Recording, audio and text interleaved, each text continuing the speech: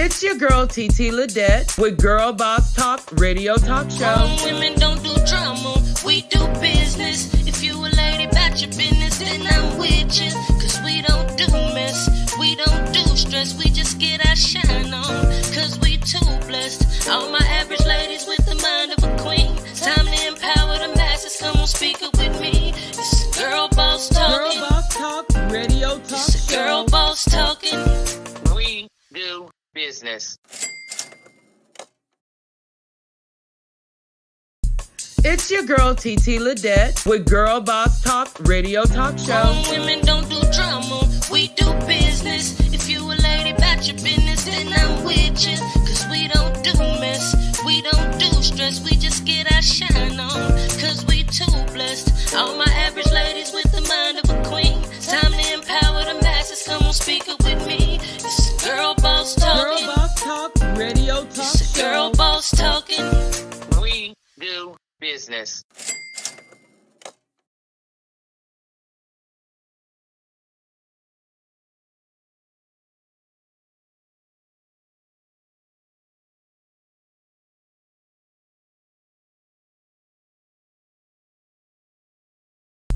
It's your girl TT Ledette with Girl Boss Talk Radio Talk Show. Women don't do drama, we do business. If you a lady about your business, then I'm with you. Cause we don't do mess, we don't do stress. We just get our shine on, cause we too blessed. All my average ladies with the mind of a queen. It's time to empower the masses, come on speak it with me. It's Girl Boss Talking. Girl Boss Talk Radio Talk It's Show. Girl Boss Talking. We do business.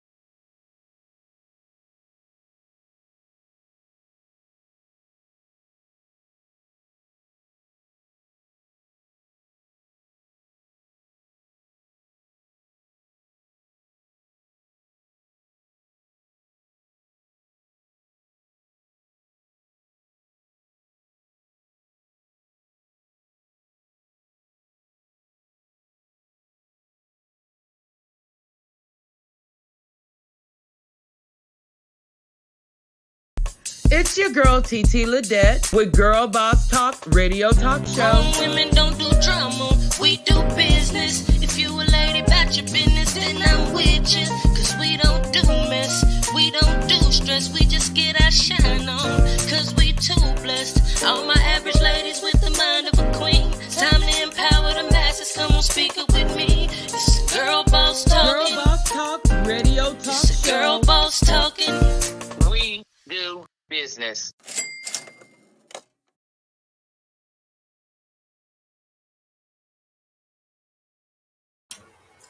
Hey, what's up, guys? It is your girl, TT Ledette, and I am just trying to give some people a chance to get on.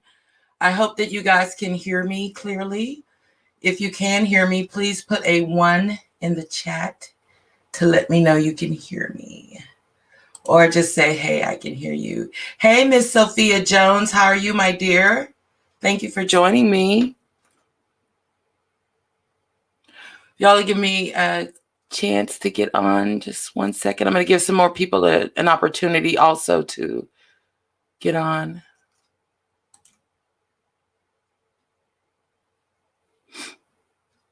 So how is everybody doing tonight?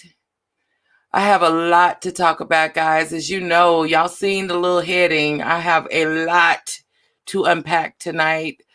And I just kind of wanted to go real quick and just go through a few things. Just trying to get my little stream set up here. Thank you guys who all are joining me. I'm going to start my camera soon. Give me 1 moment.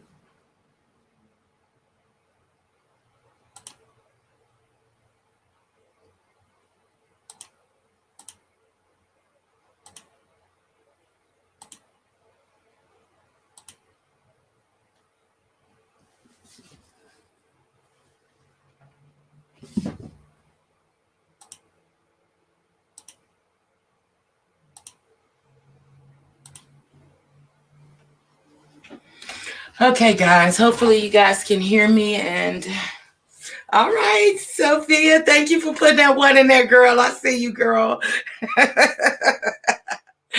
Thank you guys for joining me, man. It's been an awesome day for me today. I hope you guys have had a wonderful day yourselves. If you don't know, I am TT Ledette. I am an author, publisher, a speaker, a playwright, an advocate. So pretty much I am the CEO of multiple small businesses. And I want to thank you guys for joining me. I want to talk about a lot tonight. So the title of the stream, this live stream, it does say that I do believe that the Most High God is speaking to us. And that with all that's going on in the Black community, I think that there's so much that we can learn from. So I'm going to give a few more people a chance to jump on, but I am going to show my face in just a moment. Give me 1 second. I'm still behind the scenes setting some things up. So if you'll give me one moment.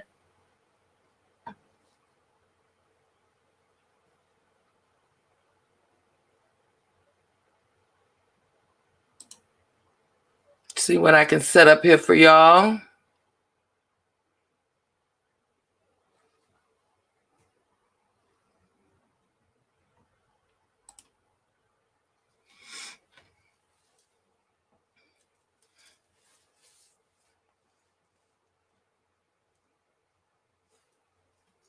Okay, give me 1 second. And guys, I am still here with you guys. So just want you to know, I'm just trying to give a few more people a chance to jump on.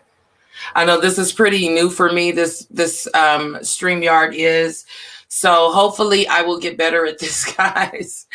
You know, as I said, I am TT Ledette. I'm a publisher and author, speaker, playwright, and advocate, and a CEO of multiple businesses, multiple small businesses. So I'm spread pretty thin, and hopefully this year or this coming year, I will be in a better position to kind of focus and concentrate on just a couple of areas and not so many areas. So, but I'm going to jump on just a minute. Give me 1 second here. You had a great day, Sophia. I'm so glad, girl.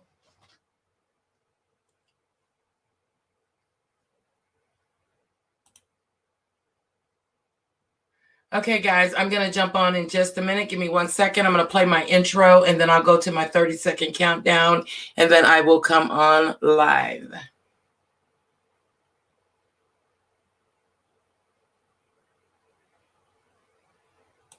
It's your girl, TT Ledette, with Girl Boss Talk Radio Talk Show. Women don't do drama, we do business. If you a lady about your business, then I'm with you. Cause we don't do mess, we don't do stress. We just get our shine on, cause we too blessed. All my average ladies with the mind of a queen. Time to empower the masses, come on, speak it with me. It's Girl Boss Talking. Girl Boss Talk Radio Talk It's Show. Girl Boss Talking.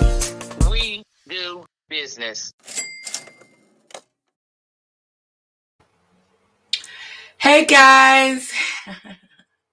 What's up? It's your girl, TT Ledette, and I did want to come on and just say hi to everybody. Thank you guys for joining me tonight.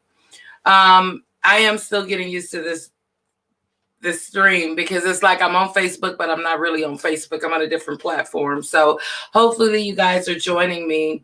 Again, I'm TT Ledette. I'm an author, a publisher, playwright, speaker, just a multi-passionate business owner. I am best known for my best-selling book, which is The Pink Elephant in the Middle of the Ghetto. And, of course, The Pink Elephant stage play.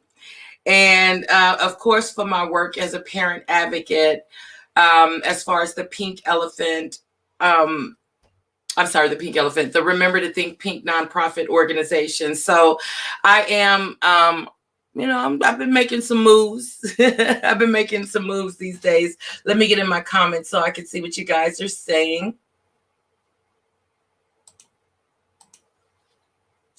I'm going to put a banner up here. So I did kind of just want to talk to you guys and just kind of tell you guys what's going on with me.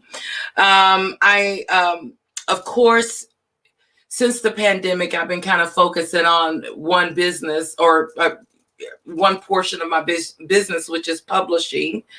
But I do want to tell you that tomorrow, which is the 24th, I will be on, what is it? It's called Under the Scope, and it's Focused Living with Kim Braylon. I hope I pronounced it right. Kimberlyn Barnes. And she said it so pretty yesterday. She was like, it's Kim Braylon. I can't remember how she said it, but I think it's Kim Braylon Barnes. But I just met her and we had a conversation yesterday. I will be on her platform tomorrow, which is Under the Scope, which is April 24th. Now, on the flyer, it does say 1 p.m. But for people that are in my time zone, which is Central Standard, it will be 3 p.m. So 3 p.m. tomorrow, guys. Join me. And tomorrow I have a lot to unpack, guys. So again, that's going to be tomorrow. And that is Under the Scope with Kimberlyn Barnes, April 24th, 3 p.m. Central Standard Time. And guys, we're going to be talking about the pink elephant in the middle of the ghetto, and not as it pertains to my book, but as it pertains to the subject. I'm sure that many of us that, have been to a circus before, you've seen an elephant, I'm sure. Do you know how big an elephant is? And then not only is it big, the pink elephant, it's Pepto-Bismol pink. So you got to see it, And so basically my platform has been about the thing that we can see. Most people see it, but we just don't want to talk about it. So that is the pink elephant in the middle of the ghetto, which will be my topic tomorrow, mental health in the Black community. I don't know if you guys can tell by looking at me, but I am Black. I don't know if you can tell by listening to me, but I am Black. So I can only speak from a Black perspective. And so I will be talking about those issues tomorrow. And again, guys, I'm going to be sharing transparently. I'm going to be bringing you in my own fashion, the way I speak. I love my friend Lewis in the Bronx. I call him my the ambassador for New York and for Remember to Think Pink. And what he says all the time, he says, listen, honey, he says, you are TT from Texas. You're not Nancy from Nebraska. So I talk like I talk. I write like I write because I'm TT Ledette. Okay. And so we got a lot to talk about, though, guys. And so, again, I just wanted to mention that you can join me tomorrow on her platform. It is going to be on Zoom. So there will be a meeting link. I will share those details tomorrow. I'll be posting about it early tomorrow. So, guys, if you'll catch me tomorrow, you'll see me sharing those things. Hi, Kimberlyn. Hey. Thank you, Alfred VC. Hey, Erica Warren. Okay, bless, no mess, no stress, Sophia. Hey, okay, I'm just seeing you guys' comments. So Alfred says, just curious, let me know what platform you're using if you're not live. So I am using StreamYard, Bishop VC. I'm using StreamYard. It's a platform. So I'm on StreamYard. So I'm still trying to get used to it, guys. But thank you so much. Hi, Teresa T. Martinez, my baby. I love you, Teresa. Teresa, you gonna put our story in there, girl. You already know me and you, we got that history. So I'm excited about tomorrow, guys, and just to really share. And I told her yesterday, we had a conversation on the phone, Miss Kimberlyn, who's Under the Scope right here. You can see I will be on there tomorrow. And what we were talking about yesterday is just everything that's going on in the Black community, Guys, we got a lot to unpack, and it is such a timely platform and a timely event. And and that's what we were talking about yesterday, because we've planned this months ago. And right now, who would have thought that we would be here in this time, in this moment, doing and with the issues, the social issues that are surrounding us right now. So guys, listen, tonight, I want to just really kind of just share with you guys. I want to tell you guys before I get started with my live streaming with my topic, I did want to tell you that we are doing. I want to thank everybody who gave to my impromptu. God just touched me and gave me this feeling that I wanted to give yesterday, and I'm praying for some things for myself. I'm working on some things for myself. And one thing I know about the Most High God is you reap what you sow. God loves a cheerful giver. It is better to give than to receive. If God made you a giver, he'll always make sure you have something to give. How about this? You can't be God-given. So I just had this overwhelming desire to give yesterday, and I want to thank everybody who gave in response, who joined me in giving. I wish I could have gave to everyone who had a need, but I was just blessed to be able to be a vessel and to be used in that way, because I know it's not me, guys, because I'm telling y'all, when I tell y'all, your girl, whew, money always been real for me. Okay, let me just keep that real. Money has always been a real thing for me. So just to be able to share and give, and to say if there's someone who needs it, of course, I'm more than happy to give. So I did want to also, guys, bring up the fact that, let me just see what I have up here next. Let me see here. Girl Boss Talk magazine, guys. The spring edition will be released on May 9th, guys, and that is Mother's Day. So y'all know this is a Mother's Day issue. Now, of course, I love giving so much. And of course, the last issue we gave, and we had such a fun time doing the giveaway, that this issue we're going to do another giveaway. Now, the only requirement is that you purchase a printed copy of this magazine. Now, you got to pre-order the copy, because I only print as many as have been pre-ordered. So if you want to be entered into our Mother's Day money giveaway, purchase a copy of the spring edition of Girl Boss Talk magazine. You can go to my website, which is ttladette.com/Girl Boss Talk magazine, and get that. Okay. And all it takes is just one pre-order. One order of the magazine will get you into that drawing. So not only am I going to be giving away $100 in cash, I'm going to be giving away some t-shirts that I designed. I don't know if you guys can see this t-shirt. I'm going to put some pictures up. I don't even want to show you on my live stream. I want to show y'all this t-shirt that I made, and I don't know. I'm going to tell y'all, that's a whole different story. So about my t-shirts, but the t-shirts, so it's going to be sponsored by Girl Boss Talk Tees. Several other business partners have decided to partner with me, which is going to be extra fun. They are giving a valuable service coupon discount. I got, coupons, cash giveaways from these people that have said, hey, I'm going to give this cash, and I'm going to give this coupon, I'm going to give this service, I'm going to give this discount. So guys, I got some really, really great prizes. All you have to do is purchase a printed copy of the Girl Boss Talk magazine, guys, and that will get you into our Mother's Day money giveaway. And again, guys, that is going to be on May 7th is when we'll do the drawing. But the digital issue drops on May 9th. So if you're subscribed, or if you purchase the, I tell y'all what, if you purchase the printed copy, because the printed copies don't go out until the 18th, but if you purchase a printed copy, not only will you be entered into the drawing, I'll give you a free digital copy until your copy gets there, till your hard copy gets there. So thank you guys, and thank you to all my business partners. And I do want to announce them real quickly. I have, of course, Girl Boss Talk Tees. I have Beauty by C Roses, Miss Courtney Rose, who's a makeup artist, fashion stylist. She does a nail tech, cold-blooded lady. And of course, y'all know she did my recent photo shoot. She helped me out with that. So that's Miss Beauty by C Roses. She is one of the partners. I have Divinely Blessed Bling by Carol Jackson, who is not only a blogger for Girl Boss Talk magazine, she is an author under Girl Boss Global Publishing. We're just connected. So, of course, you want to check her out.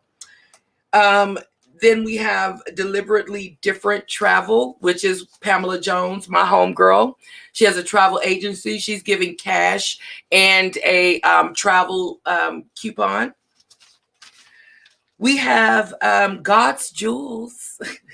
Miss Kathy McFadden, which is an awesome lady. Kathy McFadden, she has the perfume oils. She has so much, guys. This is my go-to lady. I'll tell you more about her, and you guys will learn more about the sponsors in the magazine, because guess what? For sponsoring, they do get an advertisement. So that's the neat thing. And then last but not least, we have Uniquely You by Miss Sherry D. Johns, which is my cousin, my honorary cousin. So guys, again, I'm looking forward to definitely getting with you and just becoming a part of the magazine, a part of our platform, a part of our group. You know, we have Girl Boss Global Business Group. So if you're a business owner and you're a female, you should be a part of our business group, Girl Boss Global Business Group. It is an entrepreneurial group. You can go in there and advertise as much as you want. It is on Facebook.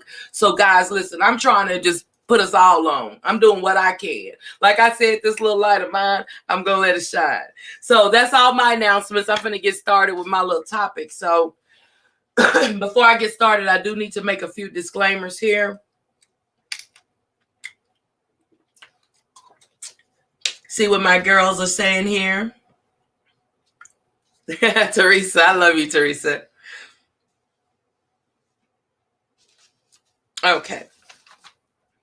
So I do want to, before I begin this live stream, I do want to put out a disclaimer and let you guys know that what I'm about to talk about, which is, let me go to this screen here. See if I can find it. Hold on.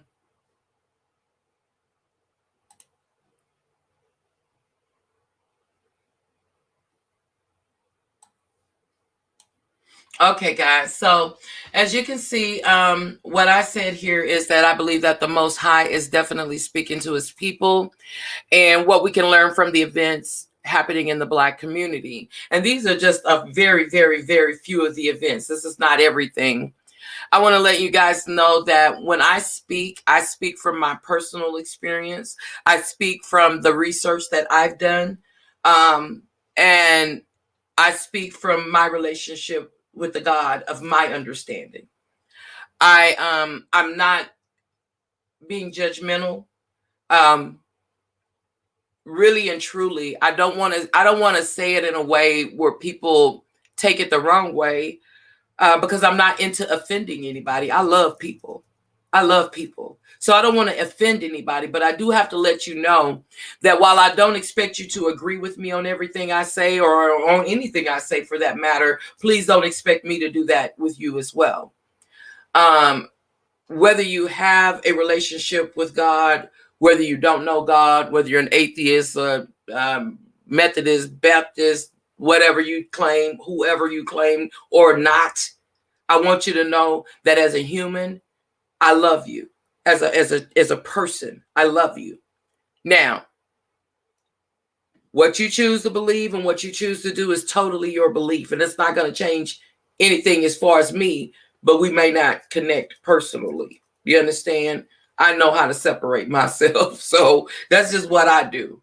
And so I just want to just kind of put those disclaimers out there for me, so that I can create a safe space for myself and let you know that I'm not going to judge you. I'm going to ask you guys not to judge me. I'm going to tell you that if you have children, young children under the age of, I would say 12, I wouldn't have them watching this if they're near, or I put your headphones in, because this is going to get a little bit graphic. So again, I just want to say that this live stream is not a debate. It's not any form of hate. It's not here. I'm not trying to create division. I do want to talk about some serious things that are going on, what I see, what God has spoken into me, what he's told me, I want to share that. So, again, I want to come from a standpoint where I'm offering solutions, where I'm looking at the lessons that we can learn from everything, prevention, and just tools and resources, whatever I can do. Like I said, this little light of mine, I'm going to let it shine. Okay. Again, I'm not being judgmental. So there are people that may not, let me say this before I get into it. We have to be really careful, guys, to protect our mental and emotional health in these times, especially if you're in the Black and brown community. We have a lot going on. We see this little baby here, Mr. Adam Toledo, the young boy, 13 years old. We can debate all day long about police brutality, which there's really no debate. We saw the Derek Chauvin verdict. We saw that process. We saw the murder. Okay, we saw the murder. Okay, and so it's really, when we look at what's going on, we have to be careful to protect our emotional health. I think that we live in such a reactionary society. We're being bombarded with images. We're being bombarded with predictive television, where we see so much violence, and we are in tune with so much paranormal and sci-fi and horror movies and all these different things, that we become desensitized when we see it in real life. And one thing that I'm not confused about is the same people that own Hollywood is the same people that own the news station. Do you understand? And if you could make a building blow up on a big screen, I can imagine what you could do on my little bitty TV screen. Do you understand what I'm saying? So I'm saying all that to say that. And so we may not have the same viewpoints. We may disagree, and that's okay. The only thing I'm going to ask is that you be respectful in the comments. Be respectful in the comments of me and each other. I'm going to be respectful of you. But I am going to speak the truth as best as I know it. Okay? So I guess where I want to start at is, I guess, with the Derek Chauvin case, that we saw that happen. And I made a post the other day, guys, and I'm not going to talk about this stuff in a long format. I just want to kind of touch on some things. I want to hear what you guys have to say. So if you can, please chime in. Let me know what you guys are thinking and what you guys are feeling. And I can only see posts that are on TT Ledette's page. So I'm not on every platform. I wish I had some moderators, but eventually I will get some. So let me see if I can get on my other device and see what I can see in other groups, and just to see if people are commenting, because I see the people that are commenting on this one. But again, I'm live on YouTube. So if you're on YouTube, let me know. I'm live on in my group, which is Girl Boss Global. I'm live on the Girl Boss Radio and Magazine page. So I'm live in 3 different places, guys. So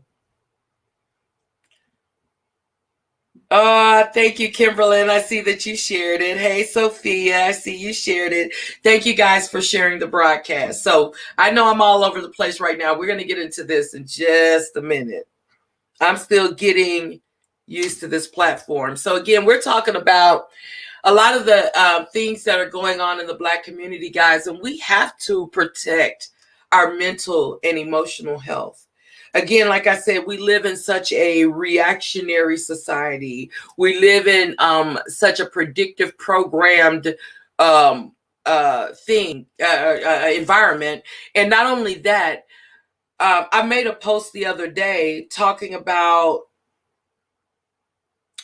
I don't know if you can see in your city or where you are on your news feed or on your social media scroll, the amount of death, the amount of shootings there has been in the mass shootings. How about this? More than 170 people died in mass shootings and shootings in the past 2 weeks. And probably more than that, because each day it seems like we're adding more. I turned on the news that I watch, which is black media. I turned on the news that I watch, and global, which is global news. They report from all over. There, I watch a lot of I just watch black media. I mean, I just want, if I'm going to hear somebody telling me about me, I want it to be somebody that looks like me.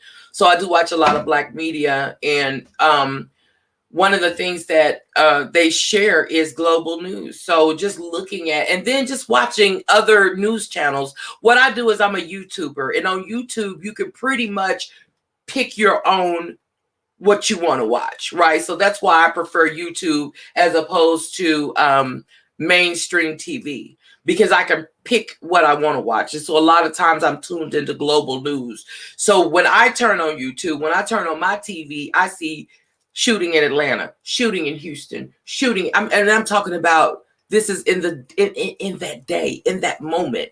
Just a few moments ago, there was a shooting just a couple of hours ago in Houston. And it's like another one in Atlanta. And it's like, this is every day, guys.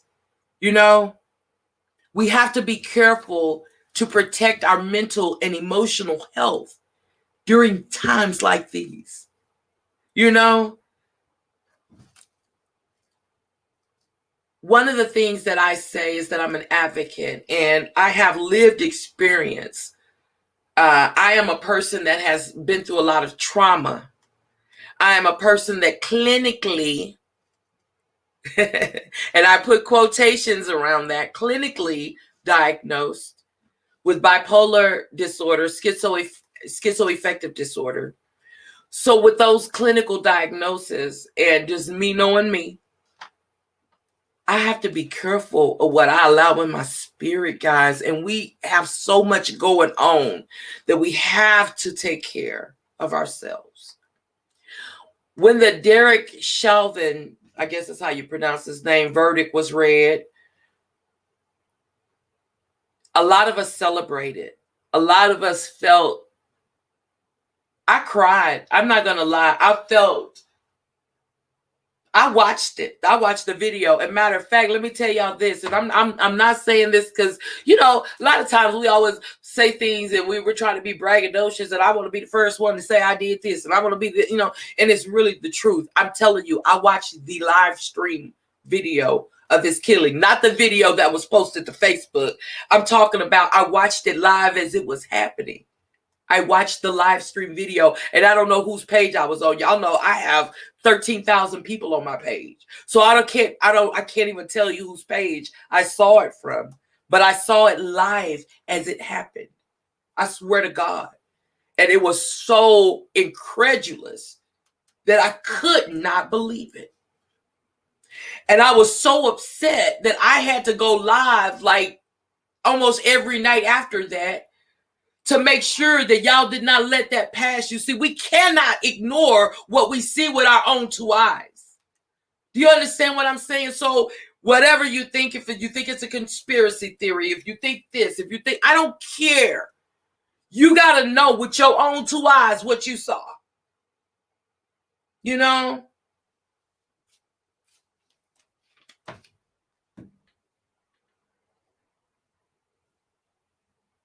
I need some conversation from you guys. I want to know how you guys felt when the verdict came in. Where were you? What were you doing? How did you feel when that verdict came through?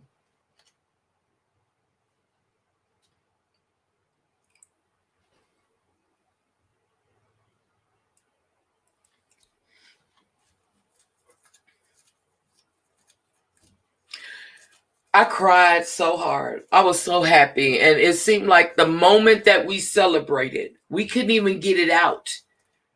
I made another post and I said that some police are mad. They're mad about that verdict. They're mad because that blue wall of silence broke and officers were telling on other officers. That's never happened in history. They were mad about that. When I say it was open, it is open season on Black people. It is. I ain't going to stay on this one too long, and I'm going to move on to my next thing. But I want to talk about the lessons. Again, the lessons. The lessons. The lesson that I learned from the Derek Chauvin and the George Floyd case is that our goal as Black people, when we're confronted by the police, when we're confronted by race soldiers, is to make it home alive at the end of the day. And what I think a lot of us, because we're such a reactionary society, what a lot of us do is we want to fight our cases right then and there while we're on the street in front of the police, and we're trying to prove our point right then and there. We're trying to stand up for something right then and there in that moment. When for real, we have to understand. We gotta remember what we see with our own two eyes. You understand? And what we see with our own two eyes is that there is a complicit bias when the police officers approach Black and brown people. There's automatically, you might just be stopped because you have some things hanging in your window or because your tag is out. But let's see what you really got, because you got to have something going on. That's the complicit bias that we're confronted with when we're confronted by these police officers. A lot of us want to fight for our civil rights in that moment. A lot of us don't get to make it out of that moment alive. We have to learn today. And see, what I love is because we got these video cameras. We got all this. We got it. You ain't getting away with it like you used to get away with it, right? We have to learn to take our evidence and our Exhibit A and our Exhibit B to the courtroom.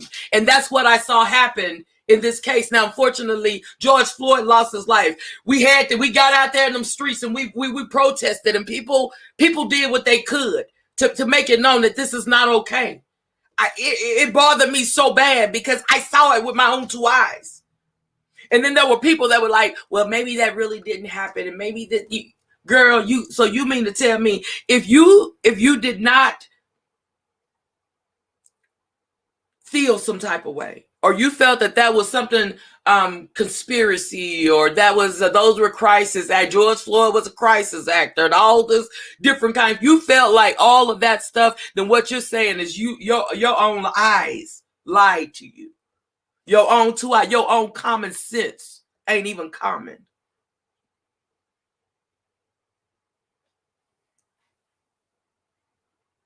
I know what I saw.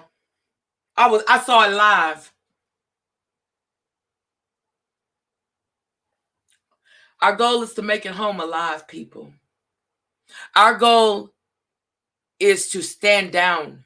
And I'm not saying that we won't have our day in court, but we have to learn.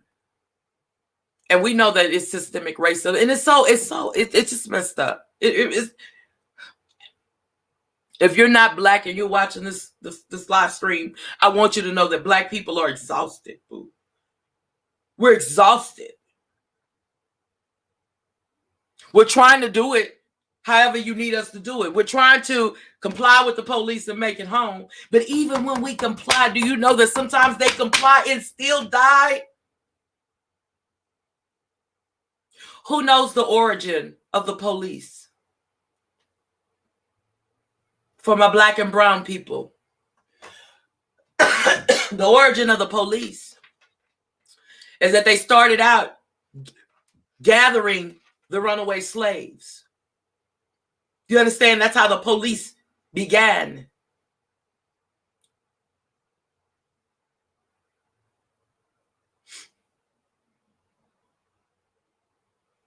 We're still being chased down. We're still being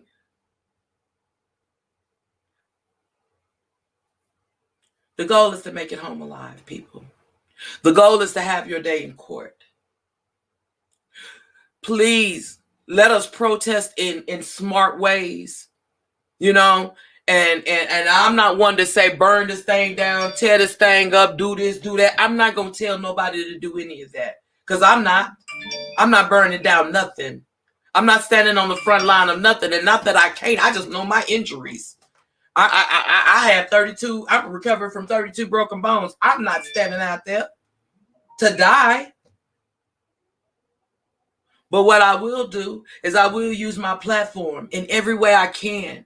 I will do everything I can to share, to teach. You know what I mean? When I see something, I say something.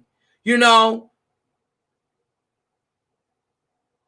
I have a lot of young people that are connected to me. I mean, I don't know if it's through their parents because I'm cool with their parents, and I'm ain't TT and I am TT, and TT mean 80 in the black community. So I have a lot of nieces and nephews. I have young children, young adult children.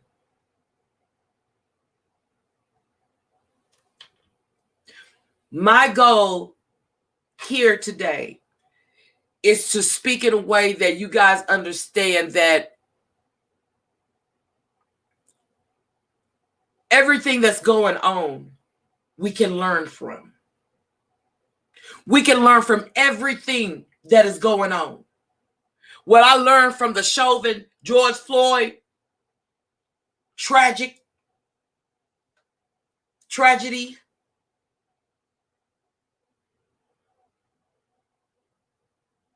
is that I need to make it home alive so that I can have my day in court.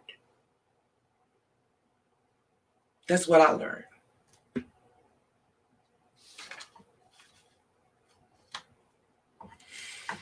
All right. We finna move on. Thank you, Sophia. Sophia says, slave drivers, we are exhausted. Well said. Thank you, Kimberlyn. Kimberlyn says, I was emotional as well. I didn't know how I should feel because there is so much more work to do. That's right. Sophia says, I'm just emotional about all of this. Yes, you're right. It is open season. Kimberlyn says, we are exhausted. Well said. Sophia says, slave drivers. Yeah. Thank you guys for your comments. So, again, my whole purpose of talking tonight is just to let you know that everything that's going on, we can learn from. We can learn. The next thing I want to talk about. Okay, so I accidentally, he really wasn't. I'm going to start with this one, right? Y'all know recently we lost DMX, and let me get on here personally, and what I'll do is I'll pull up DMX's bio. I don't know if I have it here. I meant to have that pulled up. I'm sorry, guys, but and I am a big DMX fan. I always have been. I love DMX music. You know, I loved his music, and I just grew up on his music. He was my era. You know, the Rough Riders.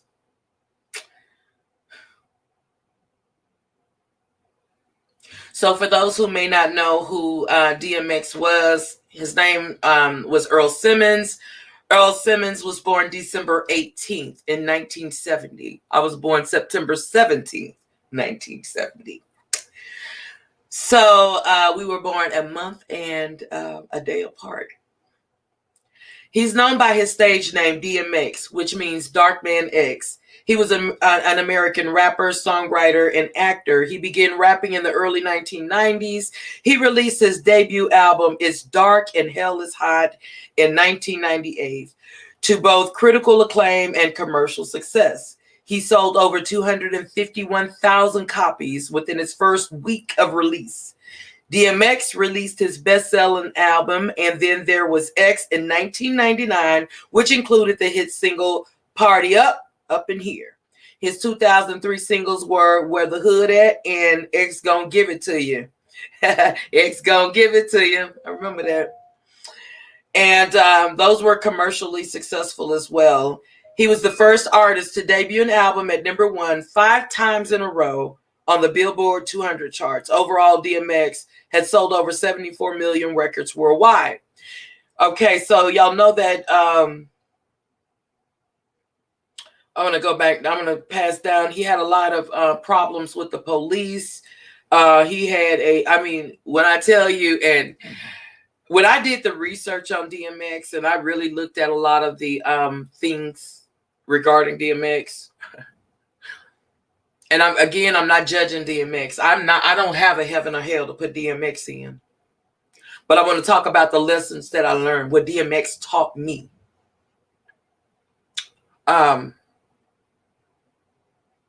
This is gonna be heavy, guys. So I'm gonna walk heavy on this one. So I don't know if y'all ready for this one. Sophia says, I love the prophet DMX. I love him too. We're not gonna be confused. And we're not gonna act like, again, going back to the George Floyd, Derek Chauvin, we're not gonna act like we don't see what we see with our own eyes. We know that DMX, quote unquote, sold his soul, right, to the industry. We know that. We see him this is a ritual. This is a blood ritual right here. Now, tell me you can't see this with your own two eyes. And the reason why I wanted to talk about this, and guys, again, I'm walking heavy. I'm walking heavy on this. Because I want us to not act like we don't see what we see. I know my viewers were going to go down when I pulled this up. I knew they were going to go down, and I'm all right with that. And I'm all right with it because let he that has eyes to see, see. Let he that has ears to hear, hear.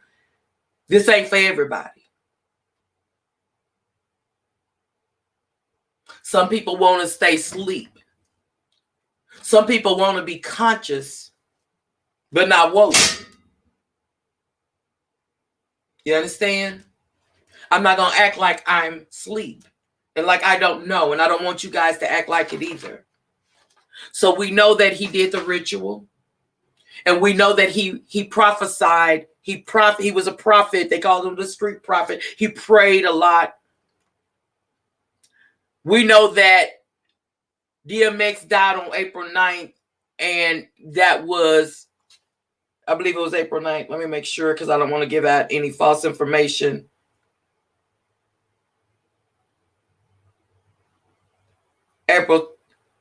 He was found unresponsive on April 10th.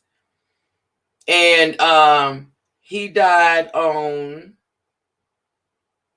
he did. It says on the morning of April 9th, Simmons lost functionality in multiple essential organs. He was pronounced dead shortly after. I knew it was April. Yeah, it was April 9th. April 9th, because that's Lil Nas X's birthday. Now, you can call it a conspiracy theory, or you can believe your own two eyes. He dies promoting Jesus, even though he did take the ritual, and we'll talk about that in a little bit. He rose. Now, he died on his birthday, and he rose with this bull. I hate to say it. I'm a Kirk Franklin right here. I don't want a Kirk Franklin right here. This was one of the most blasphemous things I've ever seen in my life. Ever seen in my entire life. Be not deceived. God is not mocked. So again, we're not going to act like we don't see what we see. Died April 9th. Born April 9th. Died promoting Jesus. Made a #1 hit. Sold 10,000 shoes or however many. 666 pair. However many he sold. April 9th. On his birthday. And his birthday is April 9th. Let's talk about DMX. I believe that, like many celebrities, I think that DMX did. He was fooled by the money, by the fame. You know, he got caught up in that. Did those rituals, participated.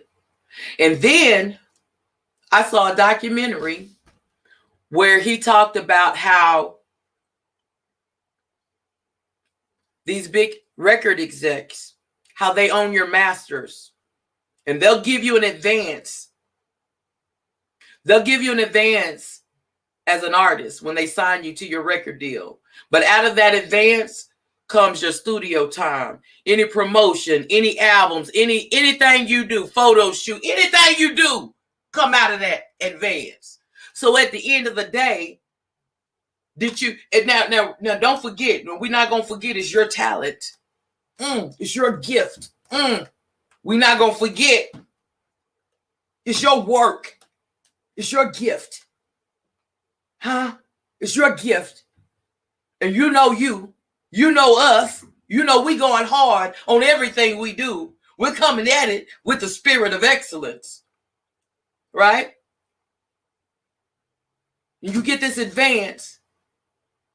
And then at the end of the day, they still own your masters.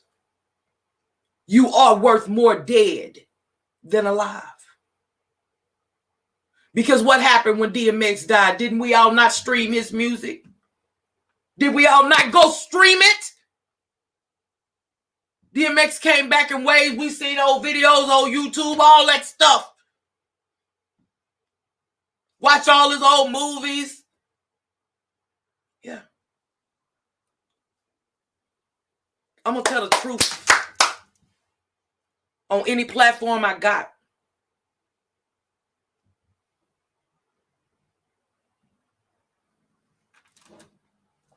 We're not going to act like we didn't see this. This is blood, a blood ritual. Now, let me say this.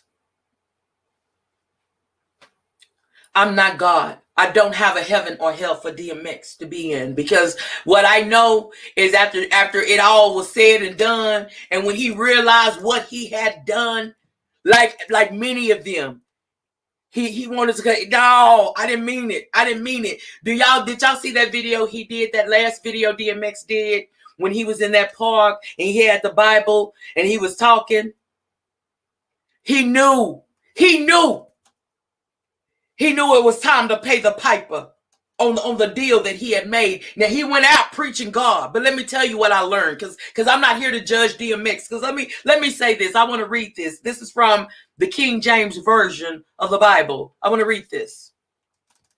It's in Luke 22, 39 through 43. And we know that the true Messiah had like wood, made in his image and his likeness. We know the true Messiah was hanged on a tree. Get you a King James Version.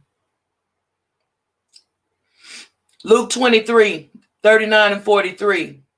And one of the malefactors, which was one of the thieves that hung next to Jesus, they were crucified with Jesus. The thieves, which were hanged railed on him, saying, if thou be Christ, save thyself and us. But the other answered, the other thief, he tell the other thief, does thou not fear God, seeing thou art in the same condemnation? So he's telling the Messiah, don't you fear God? If you really God, if you the Son, if you the Messiah, save us. And we indeed justly, for we receive the due reward of our deeds. But this man had done nothing amiss. So he said unto Jesus, and I'm going to read this again because I know I'm paraphrasing. But he said unto Jesus, Lord, remember me when thou come into thy kingdom. Jesus said unto him, verily, I say unto thee, today thou shalt be with me in paradise. So I'm saying that to say that the thieves that hung on the cross, one did deny him. One was berating him. The other one said, I believe. Just remember me. I'm not God. I don't have a heaven or hell for DMX. I don't know. We don't know what DMX and God got going on. We don't know. The Bible say, work out your own salvation with fear and trembling. We're talking about the lesson learned. The lesson that I learned with DMX, and I'm gonna be real honest with you guys. I'm gonna get transparent here. Let me tell you what I learned with the DMX, with the death of DMX, the life and death of DMX. What it taught me is that I gotta stop being a lukewarm Christian, because I'm lukewarm. And when I say Christian, when I say I'm a Christian, I don't mean I'm a mainstream Christian. I'm a pre-Constantine Christian. I worship the true Black Messiah, the true Christ. So when I tell you that as a Christian, as a follower of the true Christ,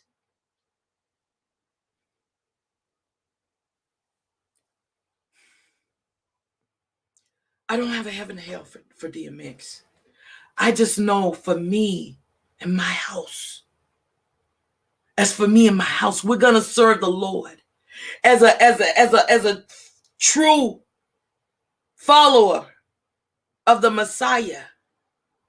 I'm gonna work out I know I'm barely gonna make it in, and I'm gonna tell you, I've been lukewarm in so many areas. DMX taught me that it's not okay. See, this is the thing. He sacrificed and still did his dirt, but he prayed every night. And I'm not saying, because grace and mercy, grace and mercy abounds right now. God is good like that. But grace and mercy gonna run out, guys. I'm telling you, the lesson that I learned from DMX life and death is that I can't be lukewarm. I'm gonna have to stand firm in my faith, in my belief. It is gonna take some shedding of some things. Some shedding of some things that I gotta let go of. You know? Some relationships with things that some things that I need to do so that I can be, I can't twerk in church. Do you understand? And what people like DMX do is he makes it okay for us to do that. And people, then when these celebrities are lukewarm like that, we think that it's okay. Choose this day whom you will serve.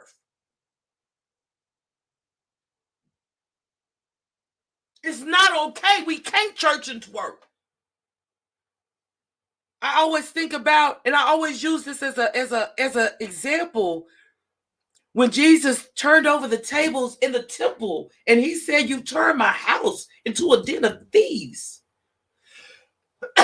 We practically twerking in church.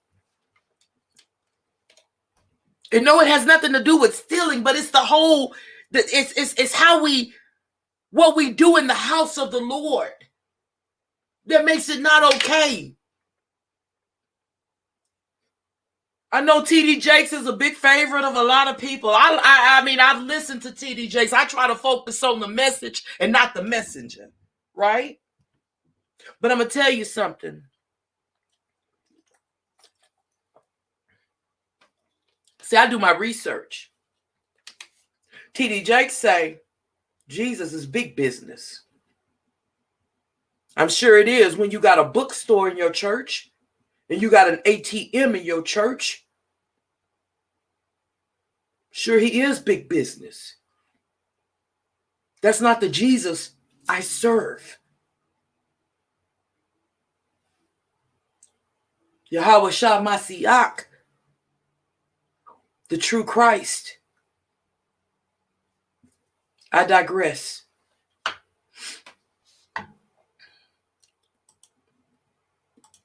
Now, we finna get on something else. And let me see if I can find it here. Oops, nope, not what I'm trying to do. Let me see. Give me 1 second here, guys. See if I can find my little...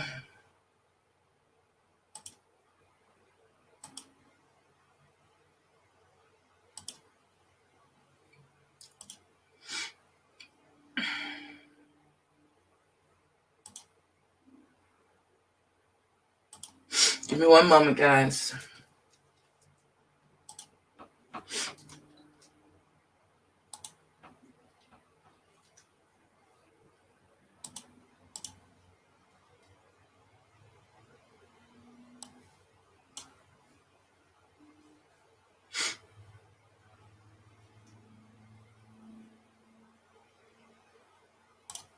Okay.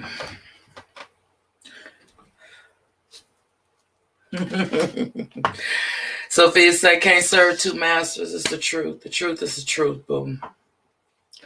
So, guys, I digress from the George Floyd. I digress from DMX. It's just it's just how I look at it. It's just what I learned from it. And what I'm hoping is that if it meant something to me, that it might touch or open up or give someone else maybe a different perspective. I don't know. I just wanted to share with you guys what it meant to me, what it represented for me. Okay, what it taught me, the lesson. You know. Last thing, guys. Yeah, I know I have to go here. This one right here is going to be touching.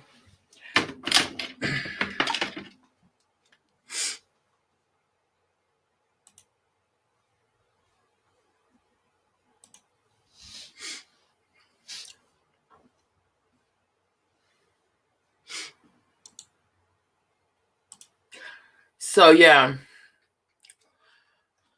All right, guys. Let's get ready to unpack this one. I've been following this story for a minute. It's not even a story. Condolences to the family of Mikaya Bryant. Condolences to the family of George Floyd. Condolences to the family of Adam Toledo, and to any of the people who have recently lost their lives. How about this? Condolences to the families of the officers who may have been charged, who may have had to quit their job. Because we are a whole world, guys. And what we need to start understanding that this just don't affect the Black community. It affects you too. It affects us all.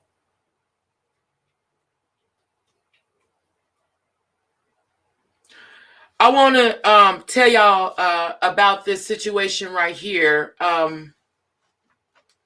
This one is hard to talk about, but I need to say that a lot of people were just kind of, for me, going in on this baby. And I need to tell y'all that this is a 16-year-old, and I'm not going to say child because she's not a little child, but she's a young girl. She is not a grown woman. And what I know about Black children, first of all, when you put a Black child, the average Black child next to the average any other nationality, we do look older. We do look more mature. We do. A lot of us have, because that's in our DNA. We have hips and breasts. A lot of it comes from the food that we eat. You know? She's not a grown woman. Even if she looks like a grown woman, she's not a grown woman. How about this? Even if she's beating your butt, she's not a grown woman. Now, let me say this, because we're on the outside looking in, and so we can only give our opinions, right?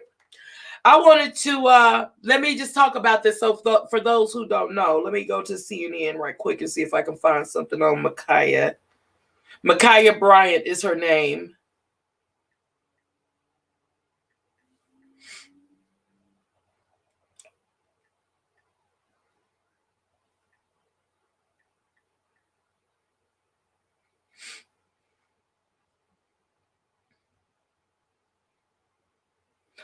Sophia says it's all the steroids in the meat. Yeah, it is. It's a lot of stuff. It's a lot of stuff that we're not even really supposed to eat, but we eat. You know? That's when I start my truth channel. That's when I'm gonna start talking about a lot of the ways that we eat, because the Most High has given us dietary laws in the Bible to follow. You know what I'm saying? So, but then again, I digress. That's another story. So,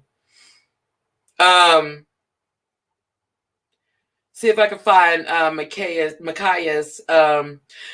Bryant and two other young women. Now the 28 and 29-year-old are young women, but Mikaya is a young woman, so she's not a young woman, she's a young girl.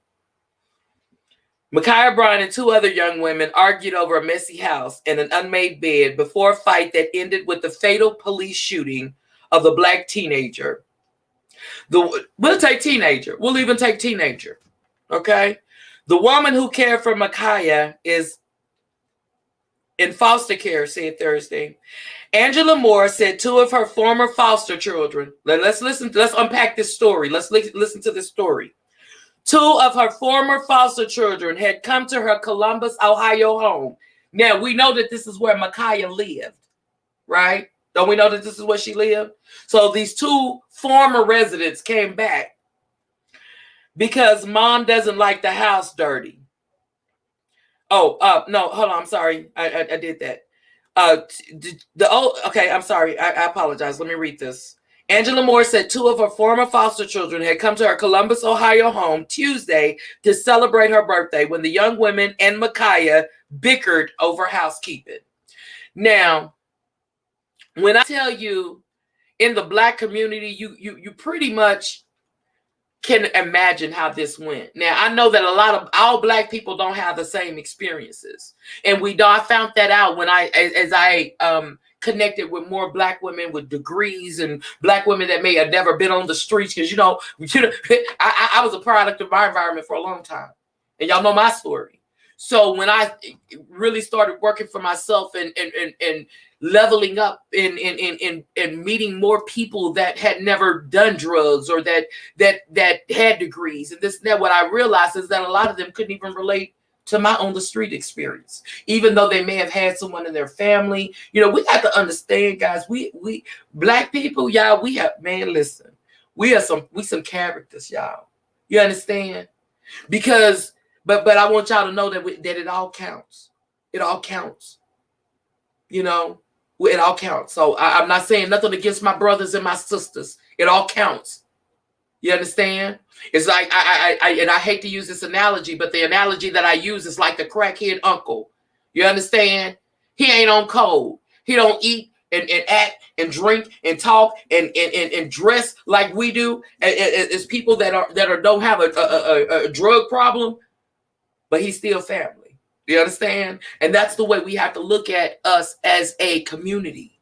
We might not all have the same experiences. We might not all have the socioeconomic background. Some of us have degrees. Some of us came straight from the gutter.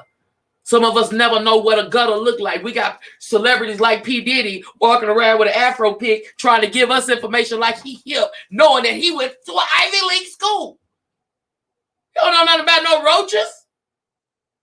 You understand? You don't know nothing about that. So, I digress. Saying all that to say, learning and knowing that all black people don't have the same experience, I want y'all to kind of understand this circumstance. Now, if you think about it, we have to know, like, think about your nieces, your nephews, think about our people, our young people in our community now. We know a lot of them are entitled. We know a lot of them are smart mouth. We know a lot of them make you want to just, each generation, right? So and this is just me assuming, I don't know, I wasn't there, I don't know these people, but this is just my assumption, is that the foster mother said, I know what I'm gonna do. I'm gonna call these older girls over here, and they're gonna come get on their butt because they don't want to clean up. I can imagine how that went. Because I've dealt with foster care regularly. I've dealt with foster care regularly. You understand? I've been in the system regularly. I know how that can go. Understand?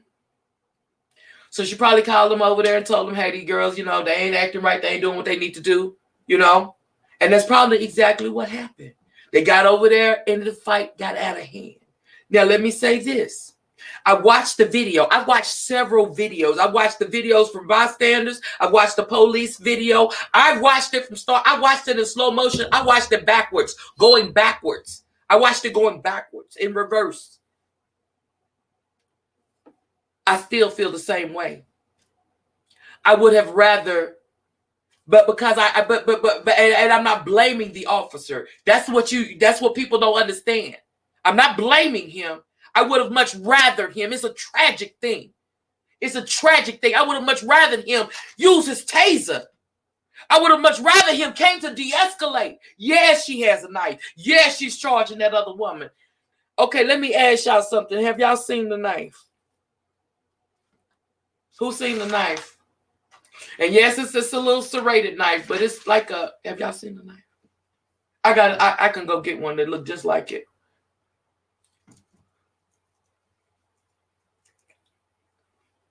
Probably blade probably breaks soon as you one cheap look. Okay. I digress. And I'm not saying it's okay. Unfortunately, this baby did not fall down. She did not stand down when the police got there. She did not stand down. So when I talk about lessons, instead of teaching our children how to create TikTok videos and that kind of stuff, we might need to be reminding them. When a police is in your presence, boo, the goal is to make it home alive. That's the goal. You can say how you want to. You want to fight, you want to protest, you want to do whatever you want to do in that moment. That's what you can do. I'd rather take my chances in court.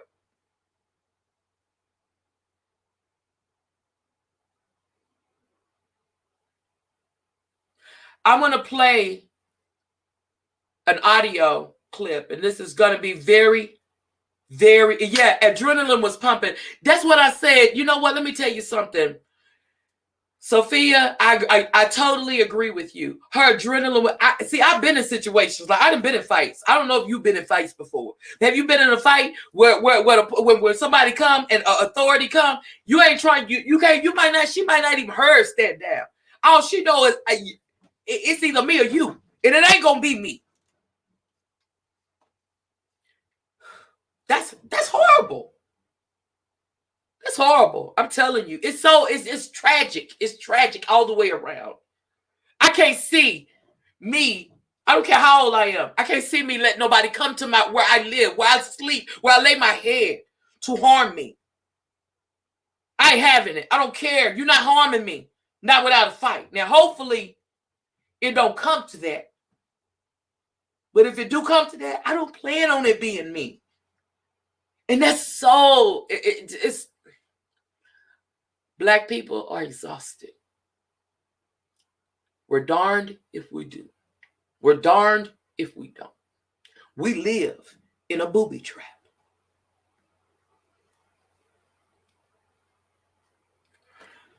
I want to play this audio clip from Mikaya Bryant's sister, and she kind of tells what's going on.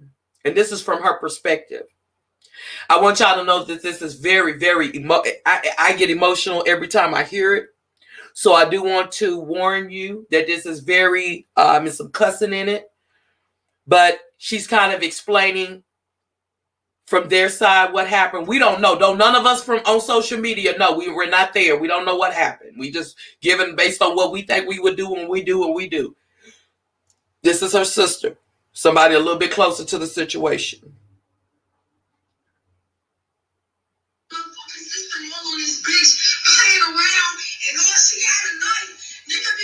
She was trying to protect herself, nigga. From a grown ass motherfucking woman, bitch. Is you dumb? My bitch is on this bitch plane. And my baby clown. Bitch. What you mean? How? The fuck? She at this bitch house. She's at her foster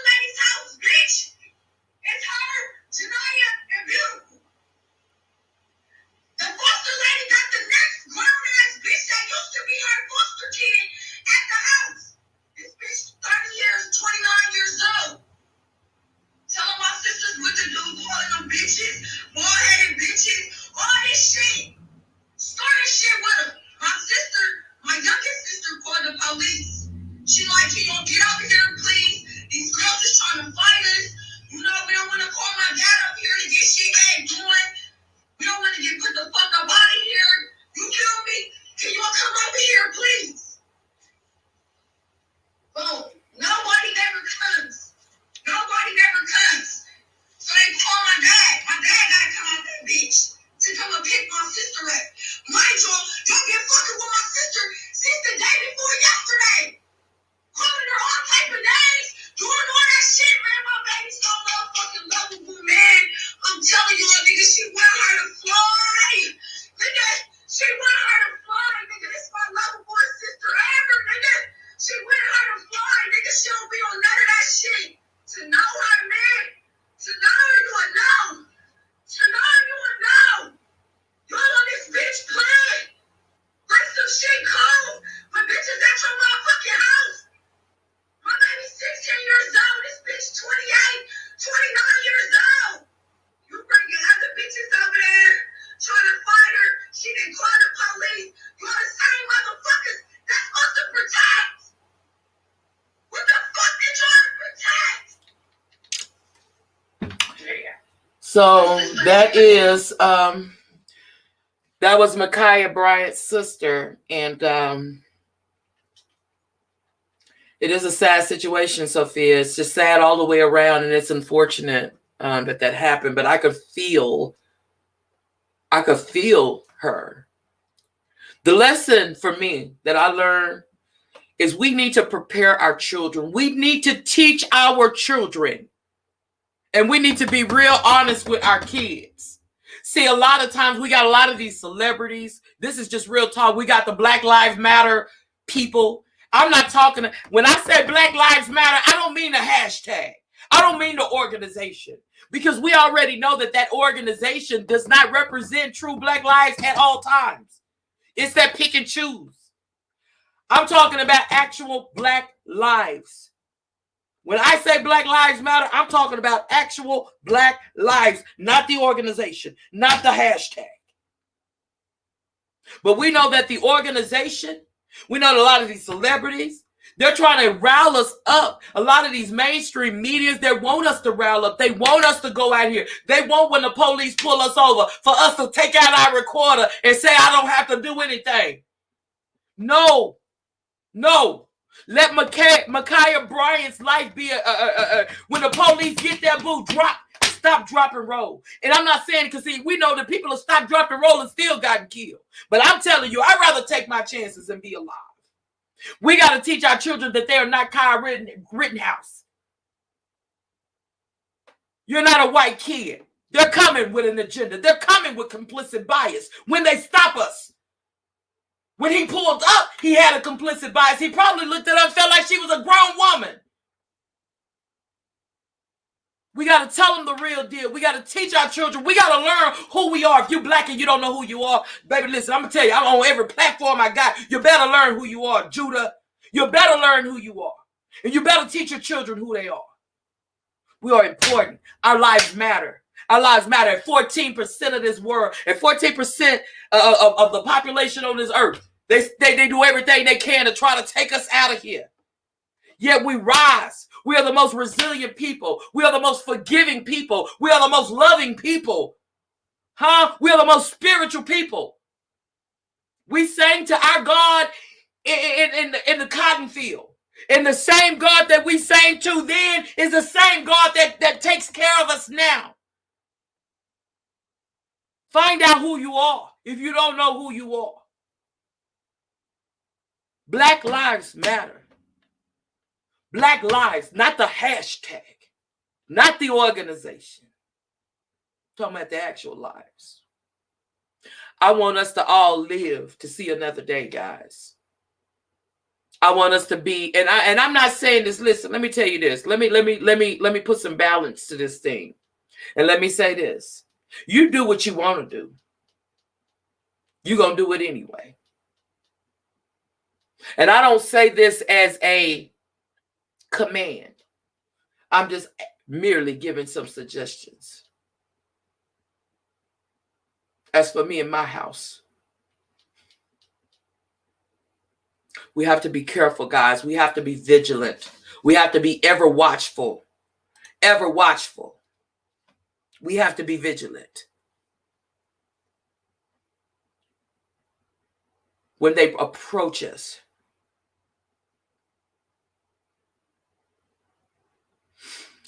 Glenn says she was about to take someone else's life. Glenn, did you see that knife? Y'all I want y'all to go see the knife. I'm gonna come back. I ain't gonna go get my knife. I'm gonna show y'all the kind of knife she had. I know exactly what kind of knife she had because I got the same set of knife in there. Telling you. And I got the handle. I got two handles from where the knife that I already broke. But that's not neither here nor there. Neither here nor there. She was about to strike somebody. Let's say that. She was about to strike somebody. She said if someone came to her house to beat her up, she should have stayed in the house. God bless all who were involved. Glenn, did you see the video? They came out the house. They came out of the house. She was in her home. They came out of the house. You didn't see that part? They came out of the house. God forbid you come while I lay my head.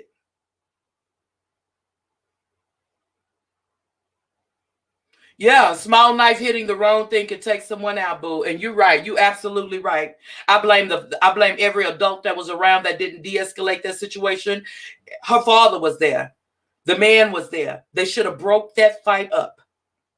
That's what should have happened. So I'm not saying, the police, yeah, when he came there, he probably couldn't tell. Like I said, when he got there, she probably looked like a grown woman. But at the same time, when the police arrive on a black scene, where there are black participants, they already come with a complicit bias. Now, if you ain't never been to jail, I need you not to understand. I need y'all to understand. I done been to jail. I done been beat up by the police. Listen, let me show y'all my shirt today. This is my shirt I made today. This is my shirt I made today. This shirt say, just know this. If I should ever be arrested and die in police custody, I, Trina T.T. Ledette, did not commit suicide. Say her name. Say her name. I done been beat up by the police before. You ain't never been to jail and you don't know how the police treat black people. You see it? Y'all see it? Oh, I forgot. Let me digress. Because for real, my goal is not to debate with anybody about what happened, because you're gonna feel the way you feel and I'm gonna feel the way I feel, because I feel the way I feel. One thing I do know. Number one, don't come to my house. Don't come to my house. Number two, don't come to my house to harm me. You come to my house to harm me, you're going to get the knife, you're going to get the gun, you're going to get the shoe, you're going to get the bat, you're going to get everything I got in here. You're going to get this makeup, you're going to get this water bottle, you're going to get everything I got. You coming to harm me. That's just me being real. That's just me being real. I don't know nobody that's just going to lay down and say, slaughter me. But we're talking about a 28, 29-year-old girl and a 16-year-old. Grown folk need to stay in grown folk place. Children need to stay in children place. But we already know, I talked about it earlier. See, you might have to go back and scroll. Because, see, I got them kind of kids. A lot of us got them kind of teenagers. You understand? But at the same time, I'm telling you, when a police officer rolls up on the scene, and how about this, 9 times out of 10, it's gonna be a white officer. But how about this? It don't even have to be a white. But let me no. Let me say this. White officer rolls up on the scene, and there's some black people fighting. He automatically comes with a complicit bias. He's automatically scared. They say it all the time. They tell you that's why they shoot. They're scared. They're scared. Why? Didn't I just tell you about the predictive programming? Who are we in movies? Who are we in Hollywood? Who are we? We the dope dealers, we the robbers, we everything. You understand?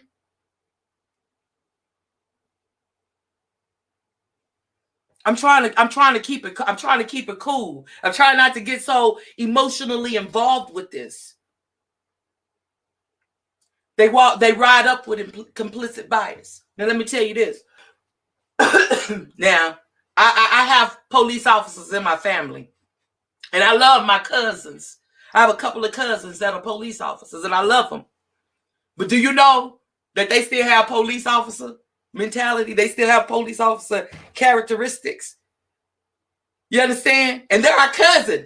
We know them. We know them. You understand? But they still, so not only do you have that police officer, because it's not a bad thing, because I'm sure there's a certain amount of desensitization they have to go through because of their job. They can't get emotionally involved with everything. They got their lives to protect. They got to make it home safe at the end of the night too. So I call it, let me just be honest with you, excuse me, I'm with Kirk Franklin right here, but I call it the asshole mentality. Most police officers have an asshole mentality. They just have a very detached mentality, regardless of what color they are. That's the blue. That's that blue, right? But when it comes to white officers pulling up on black crime scenes, they shoot first, and then they sort it out later. What was done to de-escalate that? And I know she had a knife going at somebody, and I hate that happened. She tragically lost her life, guys, and the parents failed her. Every adult there failed her. Every adult failed her. They failed that baby. Because it's unfortunate that because she probably was so in her, she probably wasn't even realizing that the police is here. They failed her.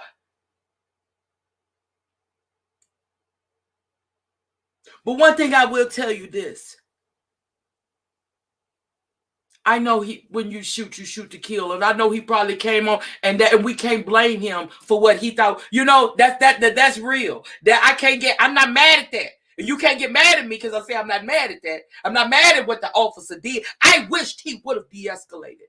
I wish he would have had the same patience he had when he walked up on a white crime scene, because they're not scared. The white boy would stab the officer in the throat, and he wasn't scared. He talked him down. The white boy that killed all the people in that church, they took him to Burger King. He got a burger. It's not okay. It's not okay. It's not okay. It's not okay. I'm going to play this audio one more time. I want y'all to hear this one more time. One more time. And all she had a knife, nigga, because she was trying to protect herself, nigga. From a grown ass motherfucking woman, bitch.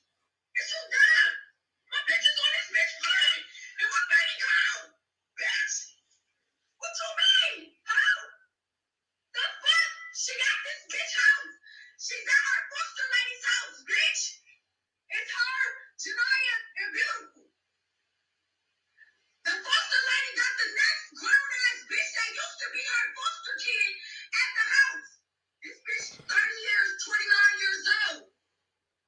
Telling my sisters what to do, calling them bitches, bald-headed bitches, all this shit. Started shit with them. My youngest sister called the police. She like, he don't get over here, please. These girls is trying to fight us. We don't want to call my dad over here to get shit doing. We don't want to get put the fuck up out of here. You kill me? Can you come over here, please? Boom. Nobody never comes. Nobody never comes. So they call my dad. My dad gotta come out that bitch to come and pick my sister up. Mind y'all been fucking with my sister since the day before yesterday. Calling her all type of names. Doing all that shit, man. My baby's so motherfucking lovable, man. I'm telling y'all, nigga, she want her to fly. Nigga, she want her to fly, nigga. This is my lovable sister ever, nigga. She want her to fly, nigga. She don't be on none of that shit. To know her, man. To know her, you will know. To know her, you will know. Y'all on this bitch playing. Like some shit cold. When bitches at your motherfucking house. My baby's 16 years old. This bitch 28, 29 years old. You bring your other bitches over there trying to fight her. She didn't call the police. You're the same motherfuckers that's supposed to protect. What the fuck did y'all protect? Okay, guys. So that's a very graphic video audio clip But, we can say what we want to say. Everybody can feel how they feel. We can think what we want to think, but none of us were there. None of us know what happened. I just wanted to play that because there's somebody that's a little bit closer to the situation. One thing I will tell you, we can all learn from this. We can learn from this. But one thing I will say, and I'm going to keep saying it, Black Lives Matter, not the hashtag, not the organization. I'm talking about the actual lives. Hey, Pretty Charming. Yeah, I know, Pretty Charming, my niece, baby. Yes, you're right. You're absolutely right. You're right. Those adults and see, this is the thing about us as a community. We're talking about the lessons to be learned here, guys, especially our Black men. Listen, let me tell y'all something. Do y'all know, and this right here, I know I have a lot of more women since I've been doing Girl Boss Talk lately, but if I have any men, we need our brothers to stand up and be men. We need our strong Black men. For there to be men there and they not stop that. Guys, let us learn. Let us learn from this. We can all learn from this. We need our Black men leading and standing up and being strong.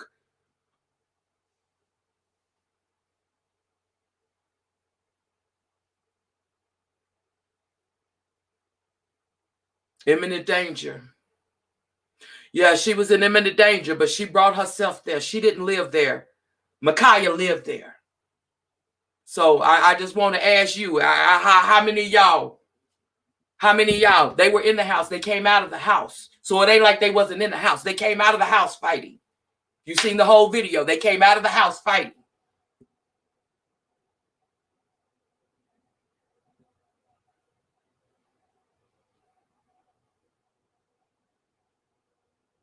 I know, baby. I know, baby. They don't care.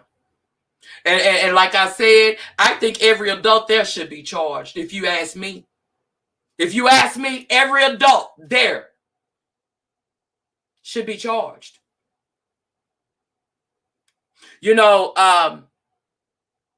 Like I said, if y'all heard, if y'all read what CNN said and what the foster mom said, she said this happens all the time. She said they get into it all the time. She said that the older girls were getting on to the younger girls about cleaning up. And y'all already know, Anish, you've been in foster homes, so you know how it is. We talking about Black people too, so you already know how it is. We want our older ones to get on the younger ones so that we don't have to get up and get on them. So we want them to go on and take care of that. But then for real, we have, man, it's just a messed up situation. So my prayers to the Bryant family, my prayers to everybody involved, man, my prayers to this whole world.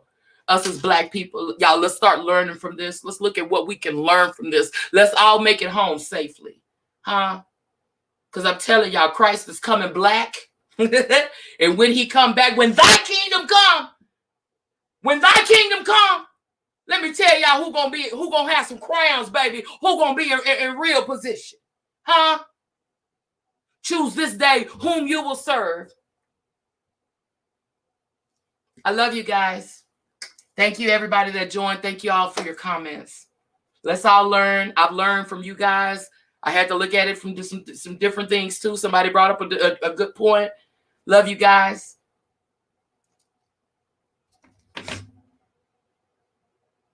You're right, baby. It's not our place.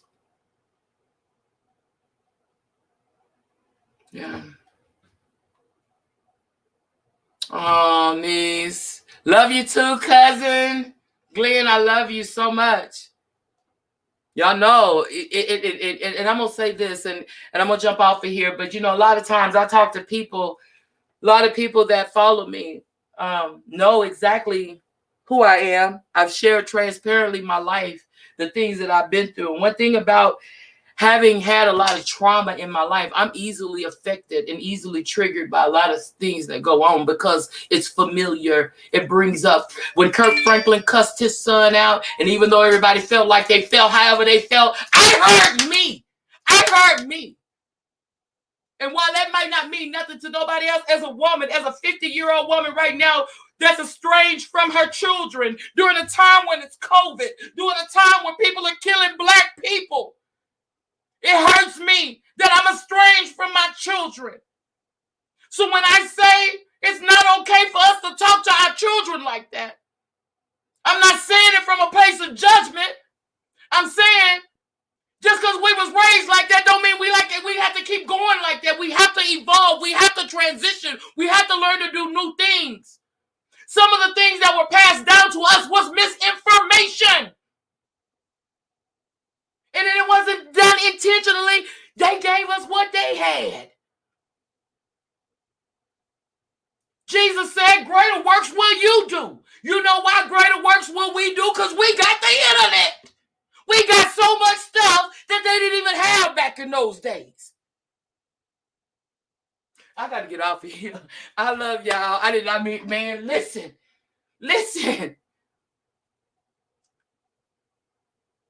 I'm going to go on my personal page and go live. I love y'all. Let me get off my broadcast.